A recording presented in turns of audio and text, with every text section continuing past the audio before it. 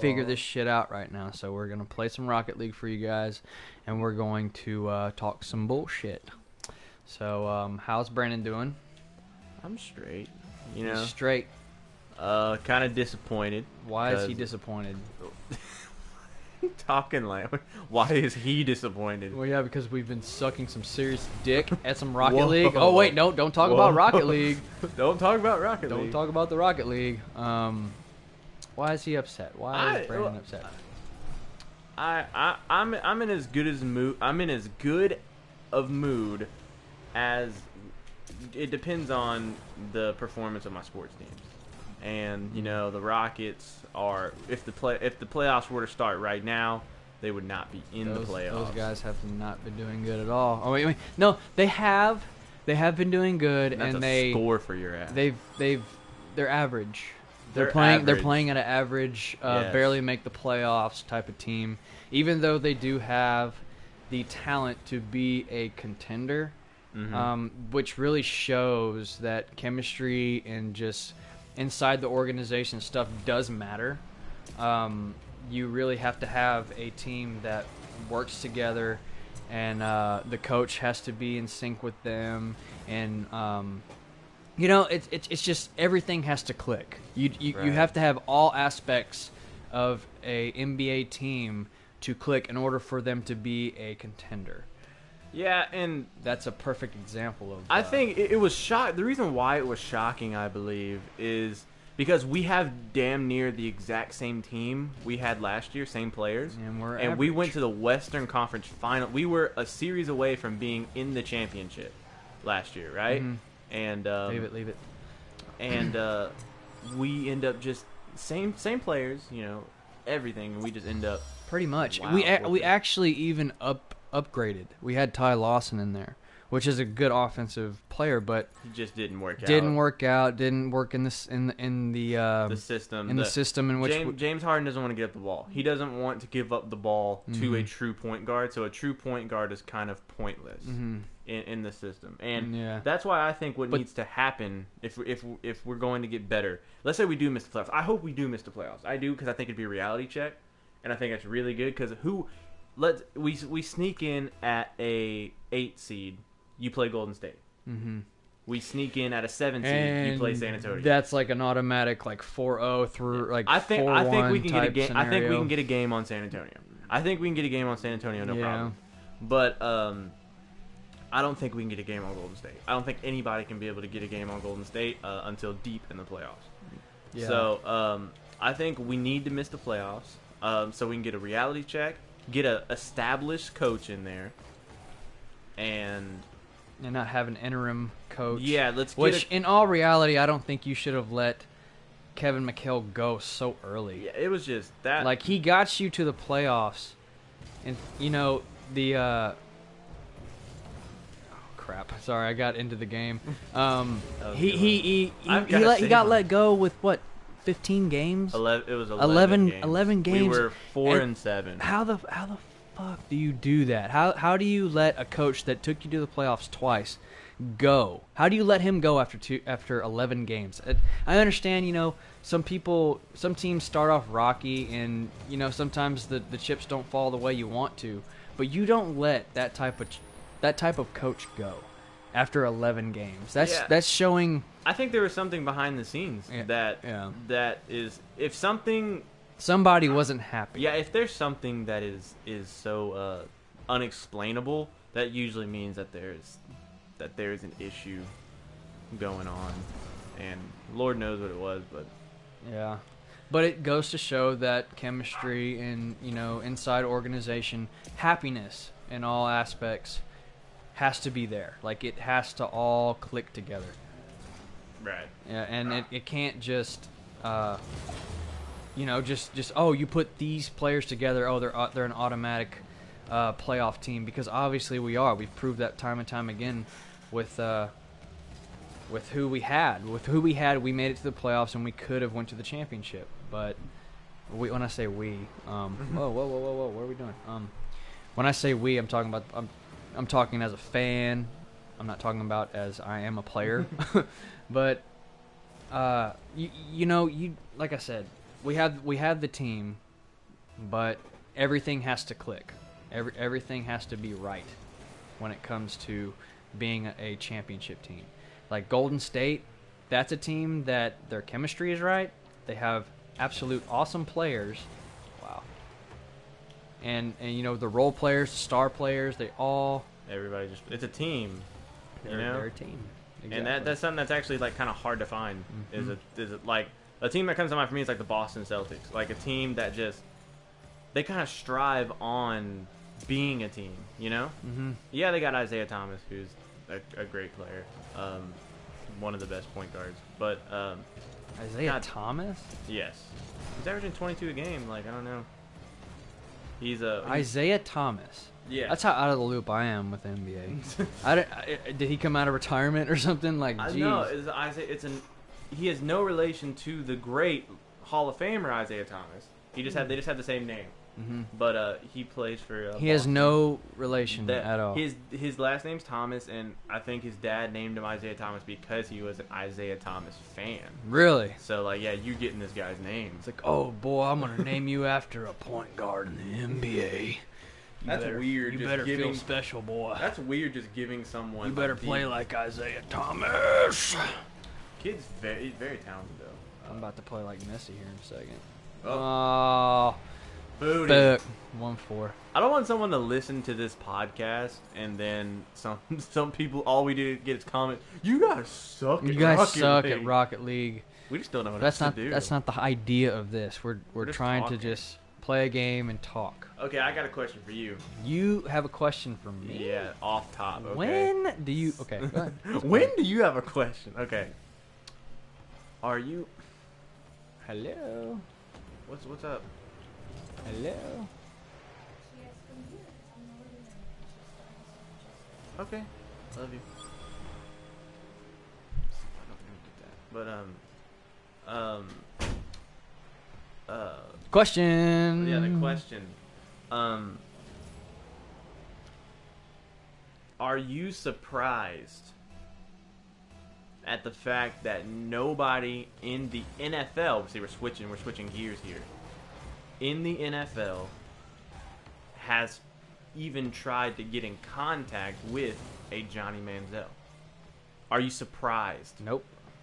You think it's just like, because they realize that kid's toxic. Like, how many times has he said, "Oh, you know, I'm getting my act together. You know, it's all about football. It's all about this. It's all about that," and it still turns out the way that we all pretty much envisioned that it was going to turn out. Like, everybody is getting their senses right, and in all honesty, I don't think that he deserves to play in the NFL because of, you know, all the shit that he has yet to let go, like the social life of, you know, having women who are toxic that try to, you know, get all these rises out of you, and you know, pretty much he puts himself in those predicaments. He doesn't try to take him out of them. Like, you always see him partying. You see him. He's like putting it out there. He's not putting it even out trying there. to It's hide like it. he's still doing that money sign. You know, he's still doing the money sign. That just makes me mad. After, you know, he got benched. So basically, as a coach, as an owner of a team, if you have somebody who is, how is that even attractive?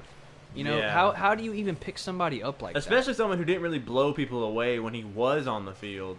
Like, you know, I'll take Joe Schmo, who's a decent quarterback from a decent college. I'll take him over someone who isn't really that good to begin with. I would.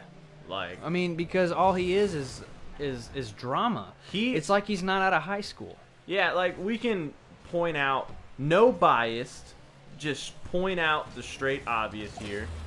Good save.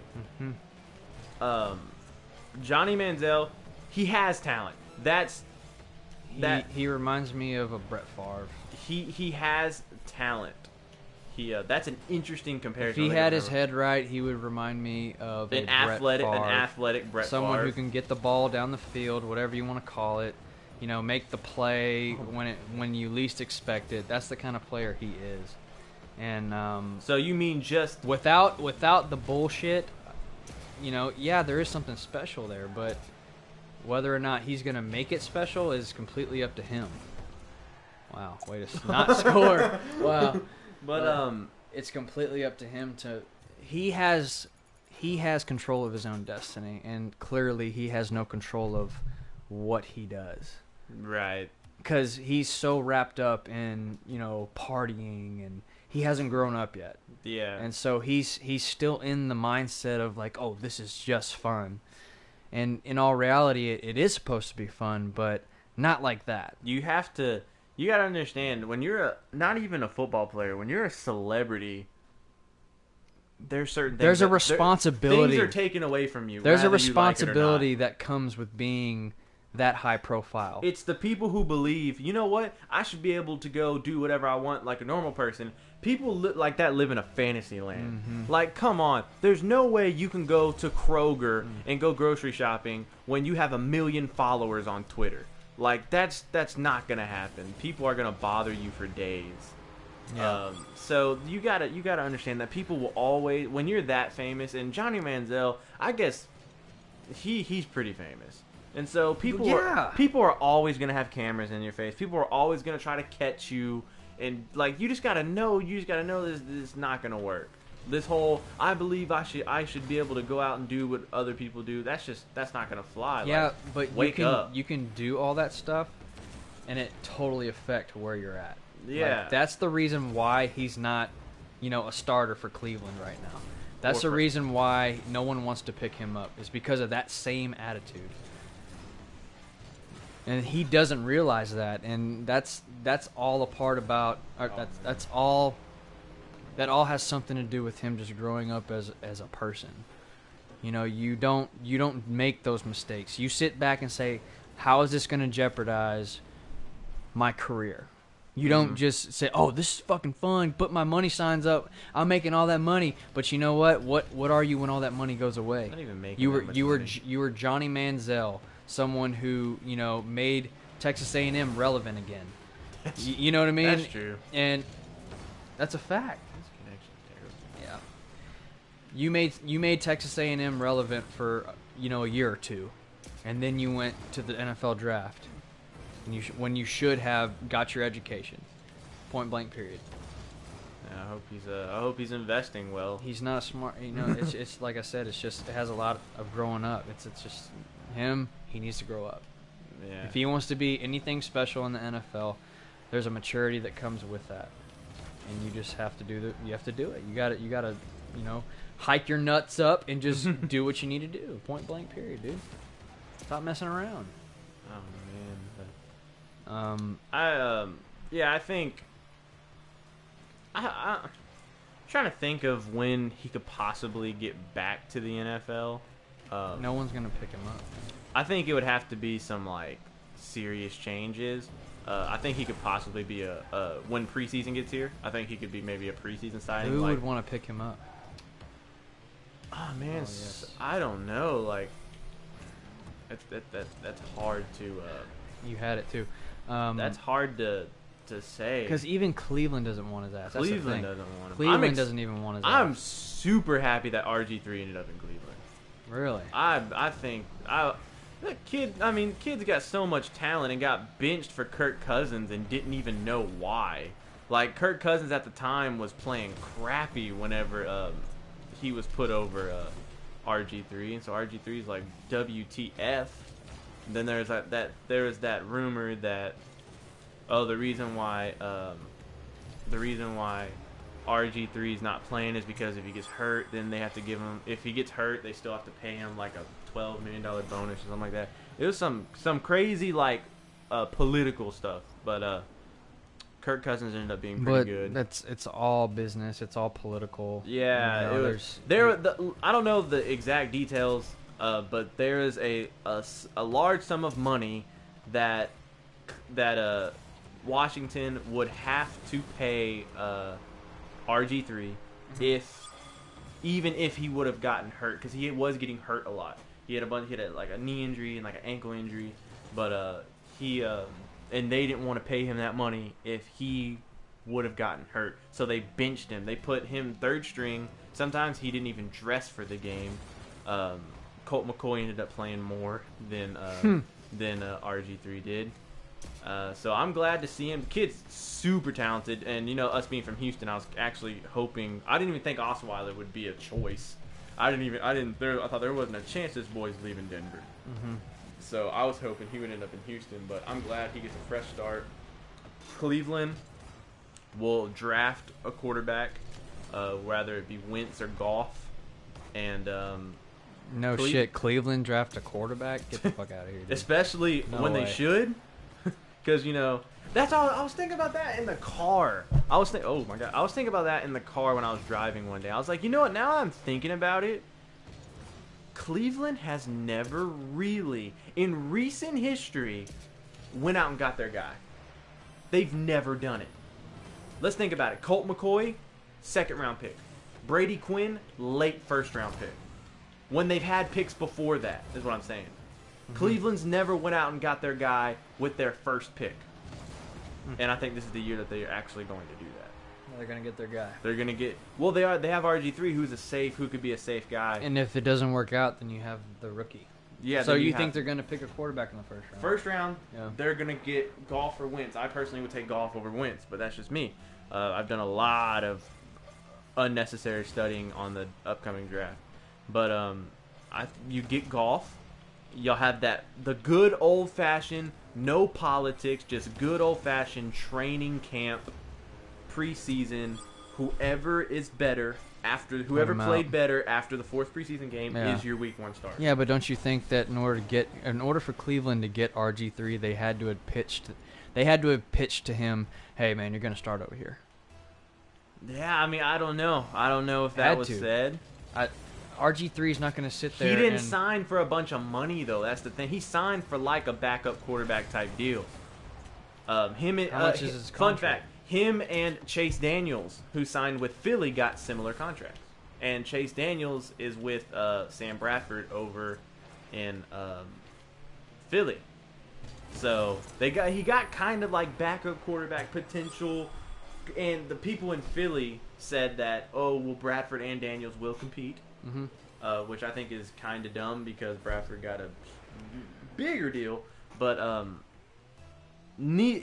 underlying topic here is that the NFL is going to have some fun little competitions here. Yeah, I don't know, man.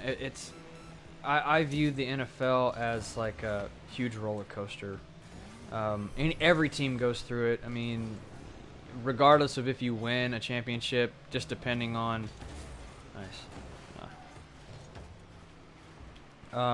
just depending on wow, I'm really focusing the game right now. Every team will have its ups and downs. There will always be a time when they are good. There's always going to be a time when they're bad, regardless of what you think. Unless you're the Patriots, then you win all the time. The Patriots are on a up. They're a dynasty. The roller coaster has been sitting at a freaking high for the longest time. So, but they got a really good system and a really good coach, really good management over there. You just win. But I honestly think that maybe the next 2 or 3 years, Cleveland is going to make a uprising, just like I think Oakland Raiders are going to be a good team. I think the Jacksonville Jaguars are going to be a good team next year. I don't like hearing that.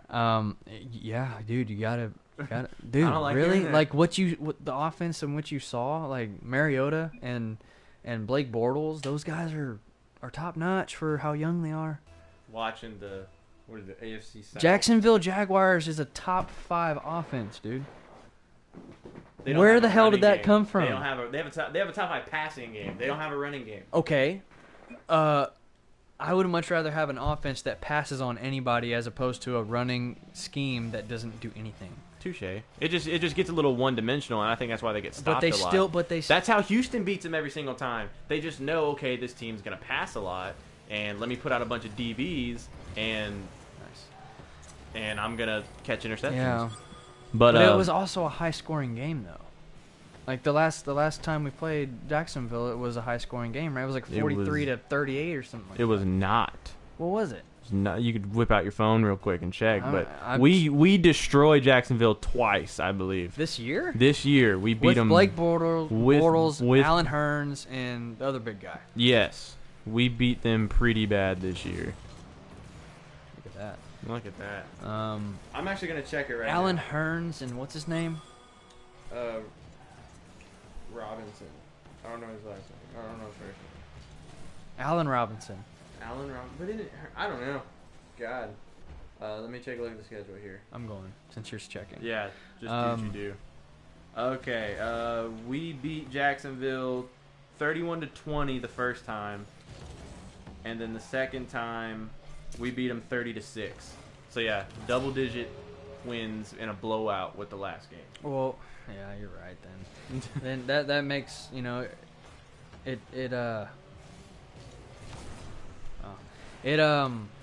what was I gonna say? Well, then you make a whole lot of sense. I mean, yeah, if you're playing a defense that has your number, then by all means, like the Jets and the Patriots, that's always, on paper, the Patriots could just uprun the score on the Jets. You know what I mean? But it never does. Yeah. So they know how to play them. I think that's a great point. That's the same case. Fantastic with Jacksonville and Houston. The New York Giants and who was it?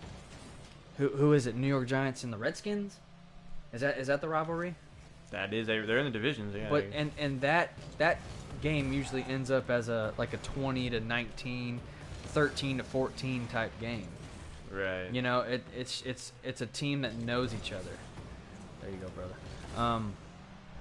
It's teams that are just very familiar with each other, so you can't really count those games, in my opinion.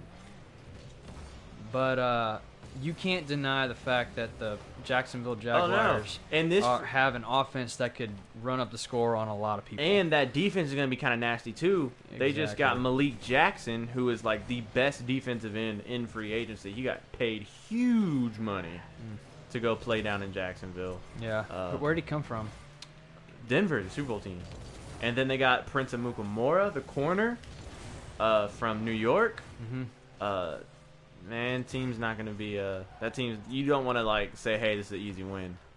On who? Denver or Jacksonville? Jacksonville. They're not going to be an easy win anymore. Oh, they didn't score? What the hell? What the hell am I doing? But yeah, dude. What do you think about Denver next year? That's a good question. That's cool. That's a cool situation. I would be kind of I don't know, because they got Mark Sanchez, and believe it or not, people love to hate Sanchez. Dude has gotten better. He's definitely gotten better. Who did he play for last time? He played for Philly, and I don't know if you remember, not last year, but the year before, we played Philly when Nick Foles was their quarterback, and Foles got hurt, and Sanchez came in, and we were like, oh man, we're gonna win this game. Sanchez is coming in, and Sanchez ended up beating us and played a hell of a game. Made some crazy throws. So I think Sanchez is ready to lead a team again. I don't know if they're going to let him right away. I've seen a lot of Sanchez, the quarterback for Denver Broncos. The Gary Kubiak system. Gary Kubiak system. Sanchez kind of makes sense. It accommodates for a team who is not a quarterback rich team. Can we all agree that Peyton Manning was one of the worst quarterbacks in the league last year? Dude was bad. Very bad. 18 touchdown passes. 18 interceptions, 10 touchdown passes. Dude was terrible. Yeah. If the Broncos had Brian Hoyer as their quarterback, it would have been better, an extreme improvement. The dude was terrible. Their defense was phenomenal. You have to also look that Peyton Manning was not the Peyton Manning of the later days. I'm saying for sure, dude. I'm just making observations from last year. Dude last year was very bad. So for people to say, oh man, we got butt fumble Mark Sanchez over Peyton Manning. Well, you won a Super Bowl while Peyton Manning was absolute garbage. So Mark, this is the only case where you're able to say, I'm glad we got Mark Sanchez, and I'm glad Peyton Manning's gone. That's the only case you could say that. But it makes sense right now. Yeah. But now, Kaepernick, is being talked about going to Denver. I thought they had an agreement. I read something like that today too. My interesting. No. My interesting vibration of my phone. Interesting. He has his own. He made his own ringtone for his text messages. I can hear it. It sounds like a dubstep concert. But yeah, I got the notification today of something about an agreement for Kaepernick to head over to Denver, which I mean, more power to you. I think. Oh man, I think you want Kaepernick over Sanchez naturally. Yeah, because naturally, I mean, Kaepernick is a better runner, and I think he's got a better arm too. I think that's a toughie. Sanchez has a good Sanchez. I think the thing with Sanchez, it might be his decision making, because his arm makes a lot of mistakes. Yeah, his arm is very strong. He can make near all throws on the field. And Kaepernick's mechanic. It's so weird. Like, that is probably the weirdest situation I've ever just thought about, because you got someone who fundamentals. You want to talk about fundamentals? Sanchez is very strong fundamentally as a quarterback. I'm talking like just your throwing motion, pocket presence, just steps into throws. Like, he's he's very polished when it comes to those mechanics. Then you look at someone who's had more success in Colin Kaepernick, whose mechanics are just awful. So you're really looking at both sides of the spectrum on this one. I don't know who you'd rather have, but me, I'm taking Kaepernick over Sanchez. I think he's got more talent. Yeah, that's pretty much what it comes down to. Balls. Yeah. We shouldn't care about the game, but balls. We shouldn't care about the game. That sucks. Dude, it went right over me. But I'm definitely going. I would take Kaepernick over Sanchez, but I wouldn't give Kaepernick the job right away. Let him play in preseason. That's the type of situation. Let him you play just in let it play it preseason. out, because Peyton's not there, Brock's not there. Brock so you is have going to to be be winning scratch. a Super Bowl here in Houston. Unless somebody's a clear cut and he's the guy, then by all means let him start. But you let those guys duke it out to be the starter. You don't just sit there and say, "Oh yeah, this guy is the starter. Kaepernick's a starter over Mark Sanchez." You don't do that, because you're rebuilding that position. Right. You had one of the greatest of all time starting, and then you had Brock Osweiler, who showed a lot of promise, but you got outbidded by your boy. Your boy. Them boys from Texas, and homie. Now they're kind of, stuck in the mud with a quarterback situation, which is really all their fault, to be honest with you. And I wouldn't even rule out Denver taking a quarterback in the draft. I would not rule that out. Maybe a Connor Cook from Michigan State could maybe find his way to old John Elway. Good old good old John Elway. I think I would definitely not rule that out. Dude, I heard a lot of good things from Carson Wentz. Carson Wentz, that boy. Everybody's talking I've about done my film. How he reminds people of Ben Roethlisberger, I guess. He's a big boy, and he's athletic. He's a big guy. He's a big guy. He's got a really strong arm. Might not be as accurate as most, but he gets the ball down the field. Relatively, he's a good prospect. I mean, I wouldn't pass on him for sure. I've seen him play, dude. He's big. He's a big guy. Huge, and they're saying he has the athleticism of a Cam Newton. Yeah, and that's scary. Dude, that is scary, because there's only one Cam Newton. Yeah, that doesn't just happen. That can do what? I mean, obviously it's a household name. Like, oh yeah, Cam Newton just doing his thing, because only Cam Newton does that. Damn. Clean up aisle 3. Clean up aisle 3. But yeah, dude, it's crazy to talk about. And does the small school of North Dakota State bother you? That if a quarterback, you got a dude in Jared Goff who can make all the throws just like Carson Wentz, but plays Okay, think about it this way: Carson Wentz can make all the throws. Jared Goff can make all the throws. Jared Goff plays a Division II plays Division II schools at North Dakota State. Cal plays Division I top 25 teams.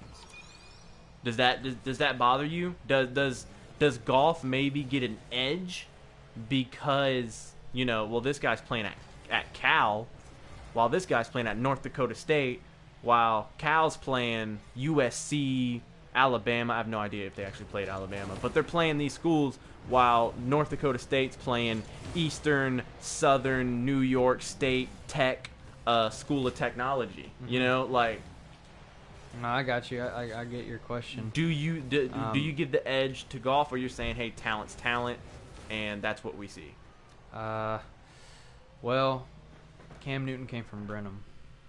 He also played at Auburn and won a national champion. At Auburn, but at the same time, like you got a guy who literally came from a junior college, and he is now a playing for a team that's a contender, and he is a big reason why.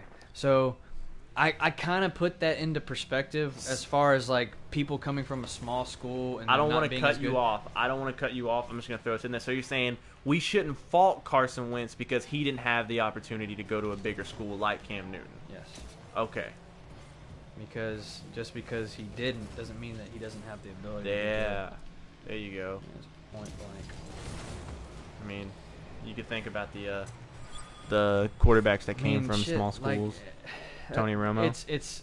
It's so crazy. I mean, obviously you can put all the stats, you can put all the measurements, heights, how fast this guy is, but they're even measuring. They're making big deal about hands nowadays. Yeah, like this guy's hands are. You can have the biggest hands in the world, but if you can't catch, boy, you best believe I'm not going to pick your ass. That was a knock on Jared Goff, is that they're saying his hands are too small to be a NFL quarterback.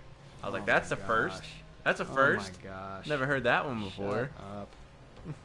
Like one of the smallest quarterbacks in the world, Doug Flutie. Doug Flutie, man. Let me see his hands. Yeah, let me see. Can I get? Let me see Drew Brees' hands. Let me see Case Keenum's hands. Can I get Flutie's measurements? Oh my gosh, dude. Very nice. Dude, it's what I was trying. My point that I was trying to make was the fact that you can't sit here and say, oh, well, he played this, or well, he played that. He's this tall. He's this fast. It's all between the ears, man. If he has good football IQ, if he's a quick learner and get centered. Sorry, still trying to win. Still trying to win. It really is all between the ears. If he's a quick learner, he's a good kid. Stays out of trouble. Johnny Manziel. Fuck you. He's why not? I mean, Drew Brees is how tall. Cam Newton is how tall. How like fast 6'6". is how tall. And Cam Newton can throw the ball a lot farther than Drew Brees, but he's just smart. Drew Brees is a smart player. Drew Brees has accomplished more than Cam Newton. He's probably one of the hardest working quarterbacks. He is, if not the hardest working quarterback in the NFL. I think it was. Yeah, I mean, I heard Kurt Warner, who went to a very small school. I don't think I could. I don't think I can think about which Kurt school. Warner was bagging groceries. He was bagging groceries. That's why, because it's always funny because there are people who will say Carson Wentz needs to be thought of. You need to take second thoughts because he played at a small school with the talent level he was playing against a small. Then you got people who've been in that situation like Kurt Warner where they're like, well, I disagree. But did Kurt Warner win one? Kurt Warner won a Super Bowl with St. Louis. Yeah. I think he won an MVP too, if I'm not mistaken. Well, he was a beast, dude. Remember old Kurt? That's. Point is, you cannot. Talent's talent. That's it. Talent is talent, and whatever goes on in between the ears is what matters. Not how tall you are, not how fast you are. Tom Brady runs like a 5.5, and he still gets the shit done. Yeah, I mean, all these measurements, all this, I don't know, man. I think it's just like it's a big waste of time. Just watch what he does on the field and take it from there. I got it. You don't have to. I mean, yes, it makes a lot of sense to know who he played against. You know, how fast was this DN? Did he get away from him? You know, how good was this cornerback? How did he read him? Blah blah blah. It's making good decisions and making the right decision. That's all it comes down to, regardless of how fast you are. And you know, that's what I believe. And that goes with every position. You know, make the right decision. Jerry Rice went to Mississippi Valley. Ran a 4.7. He ran a 4.740. And he went to Mississippi Valley University. Yeah, and he's the greatest. He's the greatest. You know. I like. I mean, arguably. But, could argue. But he's in that. He's in that. You know. Undoubtedly, he's in that sentence. When I was younger, everybody has that player that they've seen and they go, okay, like people were like they saw Michael Vick and they're like, hey, I want to be like I want to play quarterback. I saw this guy. I want to play this. I saw Barry Sanders. I want to play running back. The only player to ever do that to me was Jerry Rice. I watched Jerry Rice highlights on YouTube when I was really young. When I just got into football, 5th grade, and I was tight end. So I was tight end in the wishbone offense. So I was the only receivers out there, and my coach told me, "Hey, go watch some football highlights." And I found this Jerry Rice guy. And I was like, wow, I want to be a wide receiver. I want to be like Jerry. I want to be like Jerry. That I've never seen anything like that in my life. Then again, I was new to whatever was going on. I mean, I watched the Texans, but I didn't know any history. Holy shit. But that was pretty, he was amazing. Yeah. How can you not want to learn from that guy? And I just... Randy Moss that one year with Tom Brady. Holy shit. Randy Moss. People remember Randy Moss that he was kind of a diva, kind of a butthole. Yeah. But that boy Randy Moss, he's one of those dudes who could be argued as one of the best of all time. Yeah. That boy Moss was a definitely monster. in the mix, man. Like, you can't put somebody who put up 23 touchdowns. I mean, given he had Tom throwing to him, but I don't even remember. But he showed that dominance wherever he went. Him in Minnesota, he was. Yeah. Dante Culpepper. Holy, Can we talk about Culpepper? Oh my gosh, Culpeps, man. Culpeps was like. You want to talk about Culpeps? We can talk about Culpeps. Dude, I loved Dante Culpepper. When 2005 Madden 360 came out, dude. This is fun. Yes. This is fun. Let's talk about guys who are not relevant today, but you love. You want to know mine? Chad Pennington. Yeah. For the Jets. One of the most accurate son of a itches I've ever seen in my life. You want to know mine? What do we got? Trent Green. Trent Green. Yes. Trent Green from Kansas City. He got my dick rock hard.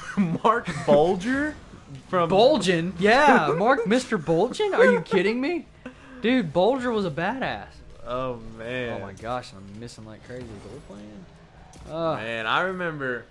This was back when 360 first came out. This was back when Pennington was before. Priest Holmes. We're getting to Kansas City. Clinton Portis. Oh, Brandon, I had it. It's okay. Tiki Barber. Tiki Barbs. Tiki Barbs. Stop giving people these guys nicknames on a nickname basis that aren't real. No one calls them that. These guys are my homeboys. Tiki Barbs, man. Yeah. That's so dumb. I hate you. Man. Oh my god. I never wanted to punch someone. All right, so so talk about Mike Victorious. Yeah. Yeah. Mr. Victorious. I know him from the nickname. God, man. So we talk about like quarterbacks. Kurt Warner Brothers. Let's do this. Come on. Let's do this. Make some movie out there. Yeah.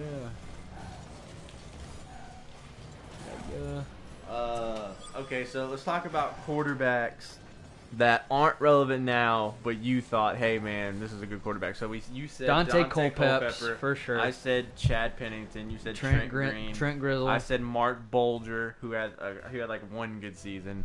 Oh man, let's really. Who else, man? McNabb in Philly was pretty big. Yeah, for sure. McNizzle. Donovan McNabb, man, he was actually one of my favorite quarterbacks on Madden because he was fast. I remember being in like elementary school, and McNabb signed with what? He played for Vikings for a while. Was it? It was Minnesota. It was the Vikings. He played for Washington too, if I'm not mistaken. No, he didn't. He didn't play for Washington. It was the Eagles, and then he went to the Vikings, and he's like, "Fuck that shit." And then he went to Cleveland. I'm googling right now. He definitely played for Washington. I don't think so, bro.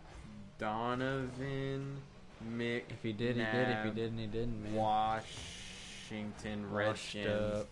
He sure as hell did. Yeah? Yes. Washington Redskins? Hey, baby. I keep breaking the treats, so Oh, that's her steroid? You going to bed? Why aren't you in bed?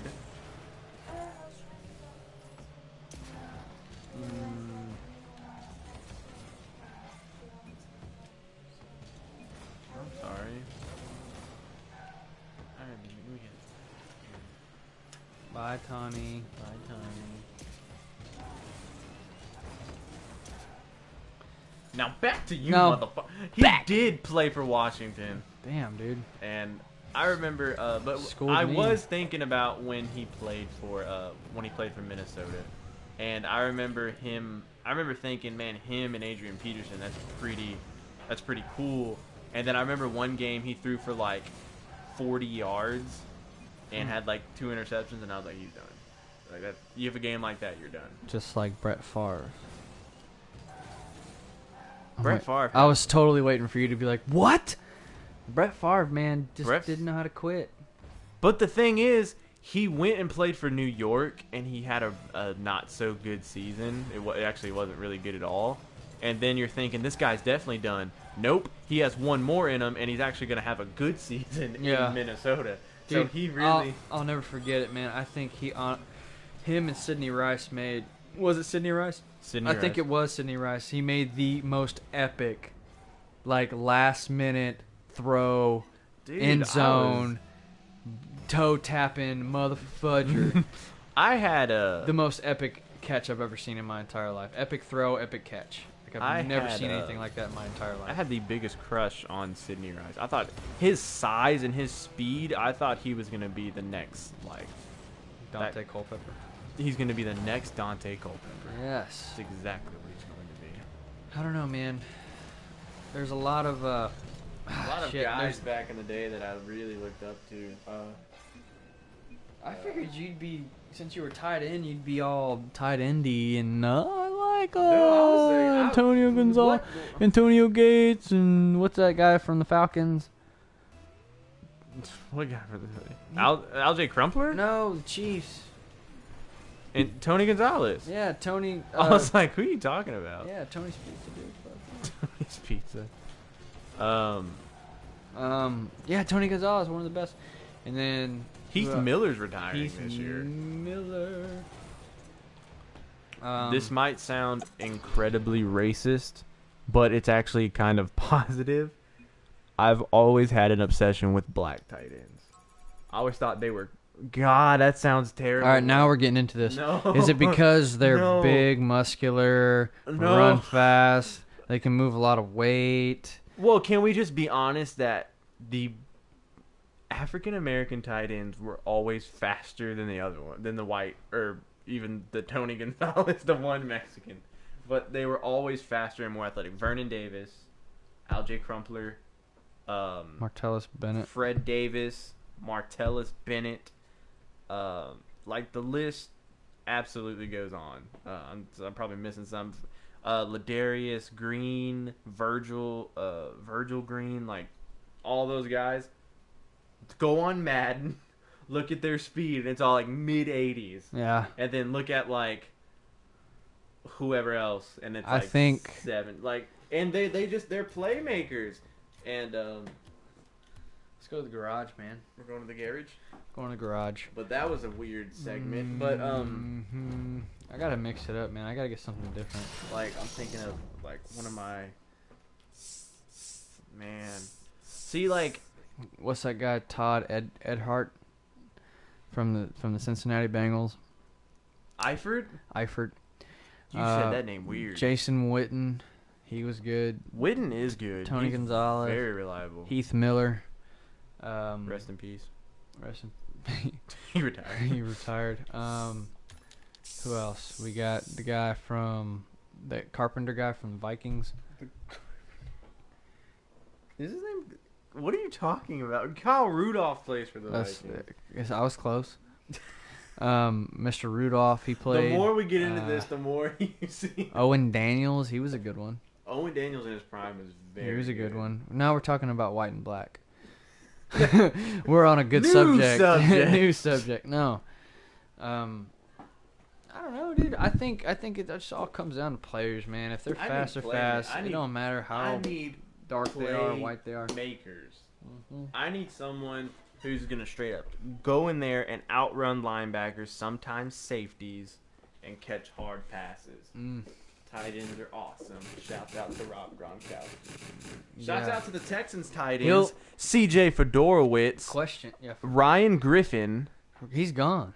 No, Graham's gone. Graham's gone? So, Ryan Griffin. He was the one that were like, oh, he's going to be the, successor of Owen Daniels, and now it's like, well, the thing with, we'll see you later, Graham. Like, the thing with Graham is, dumbass.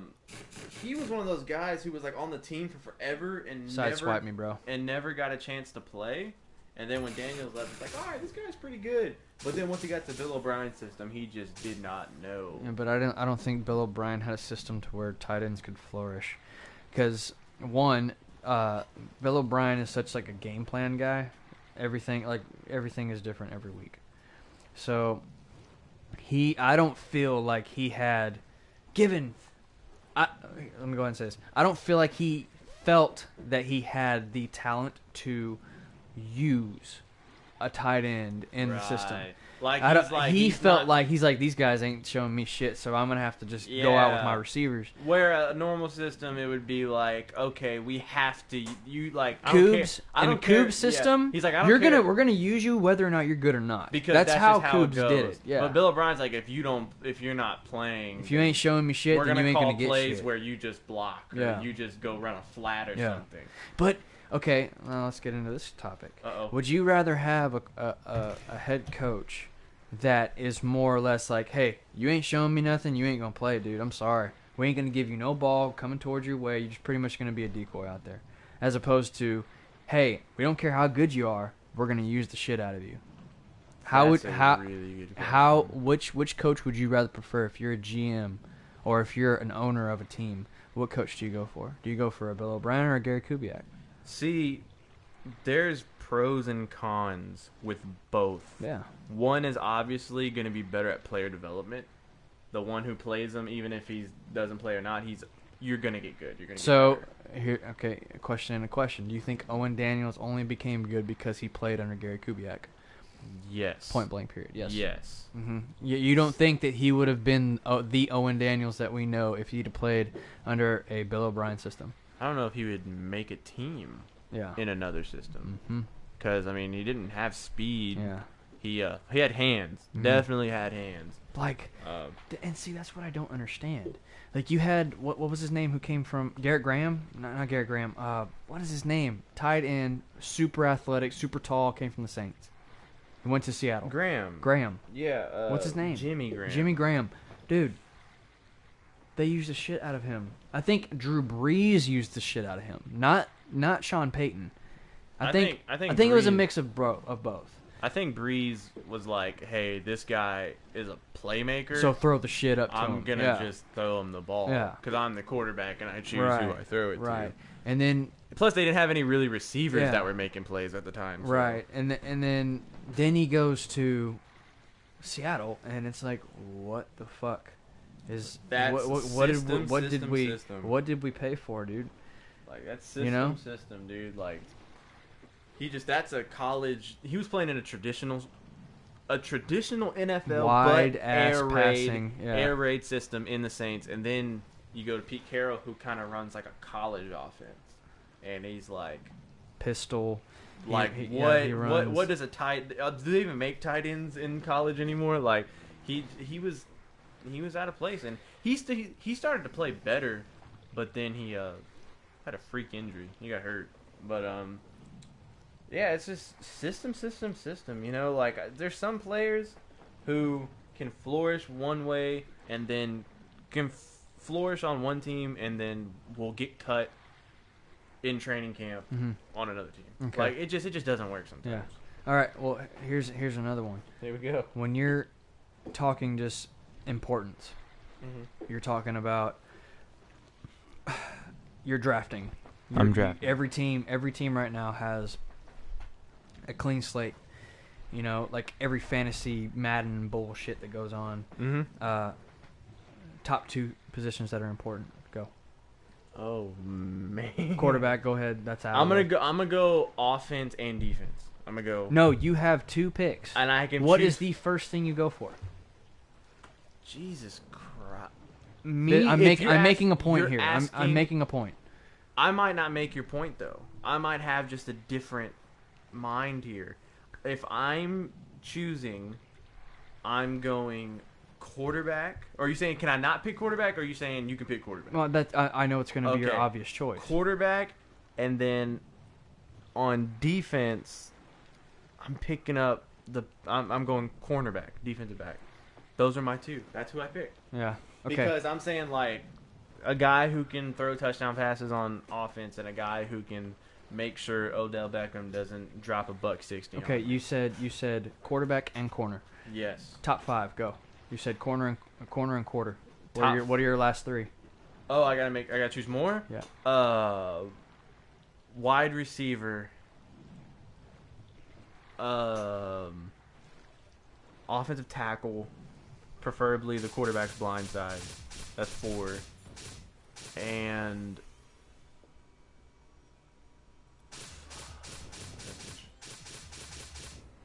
I'm gonna have to go middle linebacker. Running back's not even in there. Yeah. Okay. Yeah. So, that being said, where does tight end come into play? It would be a long list. I think it would probably be next. Yes. I think it would probably be next to like one of my offensive linemen. Yeah, I think I would definitely pick a good. Like if I have like a solid 2 offensive linemen, like maybe a good tackle, good guard, I might pick a tight end before I pick the rest of my offensive line. Like that's where I would put my tight end. But it wouldn't be your first 5 picks. No. Not at all. And with the way that college is nowadays, with how they not devalue, but just the way college plays nowadays, the tight end really doesn't have a say on whether or not how good he's going to be. He has to be just outrageously good in order for someone to say, hey, this guy might get picked up by a team. In the first 2 or 3 rounds. Basketball players. Exactly. From college. Exactly. So, going back to my point, like with in my honest opinion, I think tight end could be probably the most important, if not one of the most, most important, if not the important, position on the field, aside from the quarterback, obviously. Rob Gronkowski. Because Gronkowski and how much of an impact of an impact that guy makes, because one, he's either a blocker or he's either a catcher, and that's the decision that a defense has to make on the fly. I know that even a wide receiver can either go on a route or block, but the fact that he is already so close to the line makes him that much more visible. They don't really. I mean, if it's man, then obviously he's going to see. But if it's a zone coverage, more or less, if you have 2 tight ends on one side, and you never know if that guy is going to be blocking or if he's going to be, going on a pass. I think the relationship between a quarterback and a tight end is more important than the relationship between a quarterback and a wide receiver if you have a good tight end and a good quarterback. The saying goes, a tight end is a quarterback's best friend. Correct. Could have been a tight end's a rookie's quarterback. Obviously, if you have a Calvin Johnson, Jerry Rice, Brandon Daytree, obviously that's going to be. But really, who's the guy that's going to get you out of trouble? A tight end. Who's the guy that's going to slip on by a linebacker and possibly score? A tight end. Yes. The matchups are endless.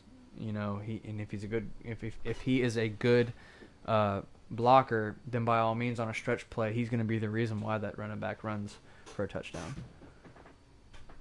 I definitely agree. So I don't know. I have a complete. I don't know. I think I have a good appreciation for a tight end. Tight end. So if I have a choice between choosing a offensive guard or but I don't know, it's different. You just have to know where you're at. It would obviously depend on where the But I'm talking about the importance of a tight end because of how dwindled of the importance of it is now. Because college, you never hear anything, and everybody who's talking about drafts are like, "Oh, tight end's gonna be like my 10th pick, bro." I want Gronkowski. Yeah, if Gronkowski's up there, he's probably gonna be my second pick. No lie. Dude, I might pick Gronkowski over. If not my first, because he can get Jimmy Clausen out of a sham. If they're like, okay, throw that shit up, he'll catch it. They're like, okay, you have the top 5 wide receivers in the NFL, and then you have Gronkowski. Talking about today, Gronkowski might get picked over some of those top 5 receivers. Mm-hmm.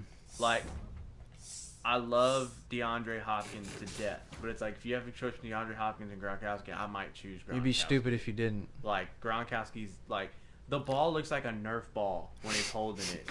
Yeah. He's that big. And it's he's a Calvin Johnson tight end. He just and he catches blocks the ball. Yeah. And it's the ball looks like how you hold a beer can. That's how the ball looks. That's an extreme exaggeration, but that's how it looks in his hand. Speaking of beer. I need to go get another one. Dude, we literally sat in the garage for how long? About 20 minutes. Oh, yeah. Let's play again. Well, hold on. Stop playing again. I have to go get. No, you don't. Okay, fine. Mm-hmm. Oh, very nice, very nice. So I got my hot rod out. No big deal. It's got a 455 big block with long tubes. It got that old 411 gear set in the back. Yeah. You look so gay with the skulls on your truck. Skulls? Skulls went so out of style. And so it's the style is gay, not the actual skulls. It looks like your car belongs on an Affliction t-shirt. You ever seen that episode? You ever seen that Joe Rogan when he kills that heckler in the crowd? Oh, dude, I've seen a bunch of them. Have you seen the one when he's talking about his shirt? Oh, he's like, how are you going to tell me how I look? How are you gonna? What did he say? Oh, man, oh, my fault. Fast. My fault. He goes. I got up here to do comedy, and all you have to say is what I'm wearing. No, he's talking. He's talking about. That's a goal. He's talking about the shirt that the dude's wearing, and he's wearing a Mighty Mouse t-shirt. Yeah. And then he goes, you're wearing an Affliction t-shirt, and he says something about you wearing a Mighty Mouse t-shirt. He goes, well, here's the difference between me and you. He's like, I wore this shirt knowing that it looks silly and that I look goofy. You wore your shirt thinking you look cool. Yeah. And that's so true, man. People just wear that shit just because they think they look cool. Instead of just oh, I like the shirt. I picked this out because I was stoned. Because I think these hoes gonna hop on this dick tonight if I wear this Affliction shirt. He's like, I was stoned at Walgreens when I picked up this Mighty Mouse shirt. It's like, man, bitches are gonna love me. I fucking love Joe Rogan. Oh man, Joe Rogan's that guy. Yeah, he's awesome. No. Oh man, fucking whore. So I guess do we wrap up this cast? It's over an hour. We just It's up to say you, bro. episode 1's done, It's and up we'll to you, just brother. be back we'll for finish later. out this game, and All right, that's what we'll do. That's what. And I'm just gonna whenever we're about to finish it out, we should throw dagger questions that require quick responses. Quick responses. And I'm gonna show you what I'm talking about. I'm gonna throw you one. Okay, check this out. Give it to me, baby. Nice and slow. If I'm on top, You have a choice. Rodeo. And I mean, like, literally, like, you cannot sit there and be like, oh, that's a tough one. No, you got to go with your gut right away. All right, you ready? You got Tom Brady or Dan Marino prime. Which one do you choose?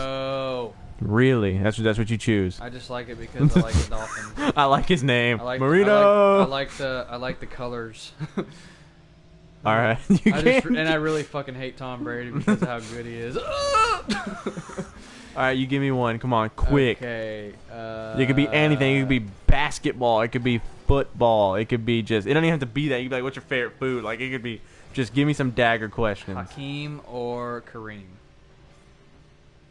I feel like that's an invalid because of how fucking awesome. How good, good man.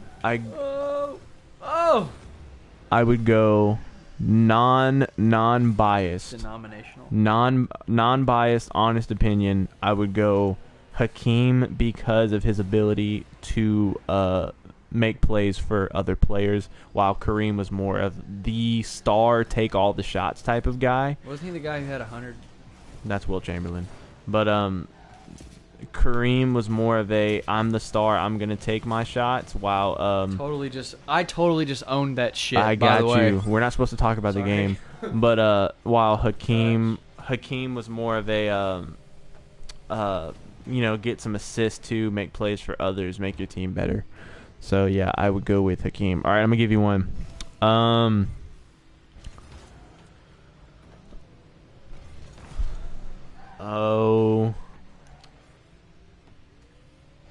Don't be too fast, dude.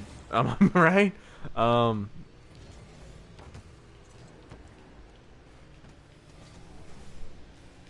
Okay, I'm gonna give you one. This one might be interesting. You got Randy Moss or Calvin Johnson. What do you got?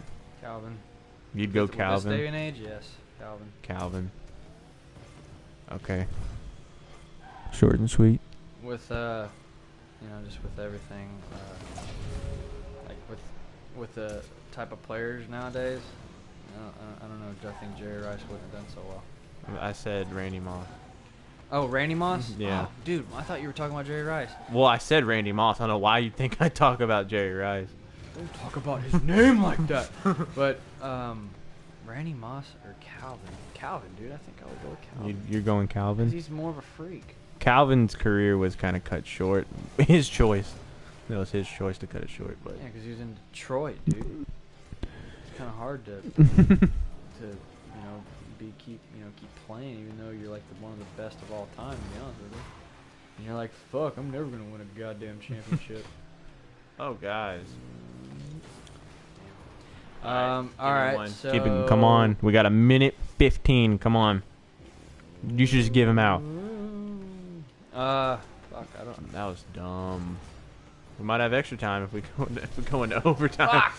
God dang it. I was too into it. But what am I gonna pick? If you had to choose between Messi or Ronaldo, who would you pick?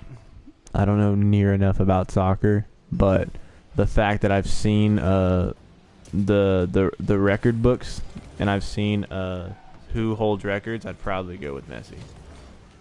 Messi? Yes. Yes, because he's fucking short. Short people rule. Short people are the best, dude.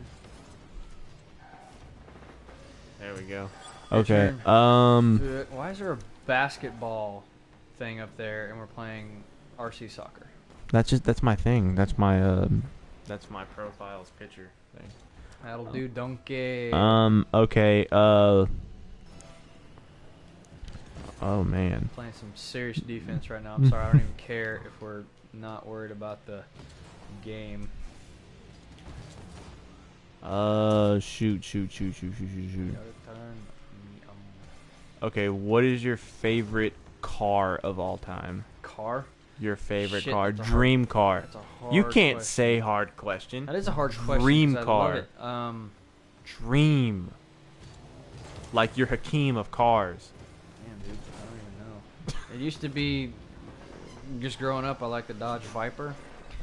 But just How growing typical. Growing up and understanding cars and, going to school for it, being a mechanic, I don't think I would. But my favorite, is it car or it can be any vehicle? Oh, any vehicle. I don't. It'd be a '72 C10 Chevy. It's a single cab truck that Chevy made a while back. I like the Buick Grand Nationals. Yes, it was the first ever turbo V6s. They're sexy. Yeah, they're pretty nice. Ever since I saw them when they were all driving them. This is gonna be in. Ah, damn. When they were all driving them in Fast and the Furious, I was like, he was, man, trying I to want keep that it car. Still. He's like, oh, so much power, man. Yeah. Man, I want that car. So much balls under this. All right, give me one. We're going rapid questions. What are we gonna do? Whataburger or Wendy's? That is not even a question. Whataburger. McDonald's. I hope McDonald's burns. Yeah. I never had a place just mess up my insides like McDonald's does. Well, that doesn't count then. Michael Jordan. Oh no, we'll do Kobe Bryant or Kevin Durant. I would take Kevin Durant. I'm talking about Kevin Durant. I would take Kevin Durant because I like his game better. I like his shot selection better. I think this might sound too scientifical, but I think Kevin Durant being 6'11", I think even if he does take a bad shot, he has a more chance of it going in just because of his height, the height that he has. It's really just like he doesn't need to put much arc on the ball. It's really just a straight shot, and it's pretty much a rainbow. That's game right there. Yeah, so we'll end it. So we will end it with Kobe Bryant or Kevin Durant ever. Yeah, so this is literally the worst talk show. Hopefully you guys enjoyed it. Leave a comment in the comment section below. if you're an hour and 10 minutes. To all our viewers out there who have been supporting us over the years, we love you guys and thank you for following us, and we love God, I'm just gonna end it now. And we love everybody. We'll be back soon. Bye. That was a good one.